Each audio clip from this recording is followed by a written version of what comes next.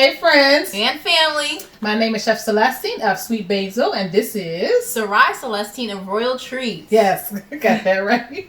So we have been locked in during this coronavirus pandemic, and it really has not all been for the worse. We have been in the kitchen cooking, and I have realized that some things that I thought that she knew, she didn't know. And I want to be able to pass down these techniques in the kitchen to her so that when she goes off on her own, that she'll be able to take this and run with it. She'll be confident in the kitchen, and we're starting to realize that you may feel the same way. You may want to do the same thing with your children. So join us in our kitchen as we come together, as the teen and the parent come together to make dinner, to make breakfast. And what else do you want to do?